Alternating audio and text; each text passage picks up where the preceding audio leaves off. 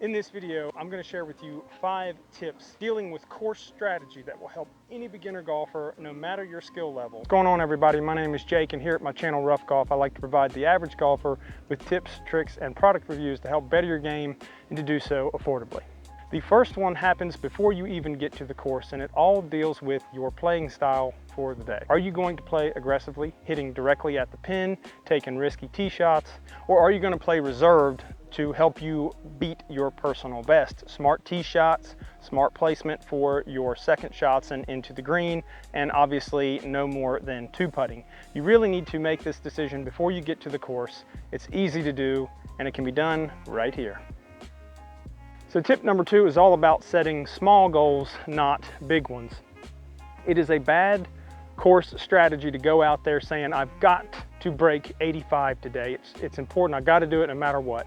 That's a bad strategy. You need to set small goals like, I'm not going to hit into sand traps today. I'm going to really focus on that and make sure that that is something that I avoid. Or I want to try to make at least 1 birdie today. Those are good goals that you can use for course strategy to help you better your skill set as a golfer, instead of having these high, lofty goals like I'm going to break 85 no matter what. That's not how it works. So go with small goals. You'll be happier at the end of your round, and your scorecard will be too. If you guys are enjoying this video, then make sure that you smack that like button, as I really appreciate it, and it helps out the channel. Oh, that really hurt. So tip number 3 is all about having a strategy for par 3s, par 4s, and par 5s. Now par 5s are scoring holes, so it's okay to get a little bit more aggressive on these holes. And I know I just said plan a course strategy based off of being aggressive or reserved, but hear me out. Par 5s give you a lot of room to play those riskier shots. This is from the white tees, 486 yards.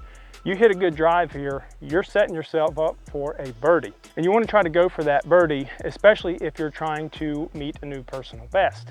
Now on par 4s, if they are shorter, say within 380 yards, then go ahead and play for a birdie. But if they're over 400 yards, play it safe, go for the par. Now par 3s, it kind of depends on the par 3. Is it a nice short par 3 where you have an easy shot into the green and there's no hazards like water, sand traps, or woods?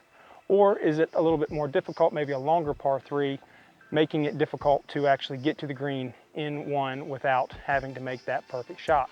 And one other thing, most professional golfers have an average of 4 strokes on any par 3s. So tip number 4 is a simple one.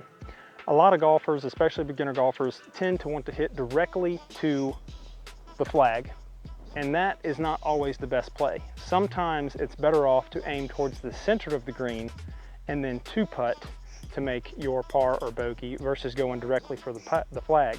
Here's an example of a pin that's tucked to the right-hand side of the green.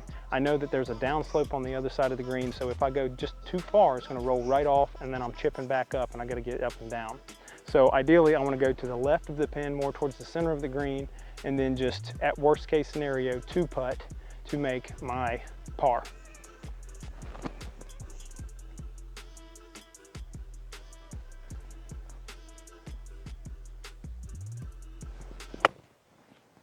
Easy, baby.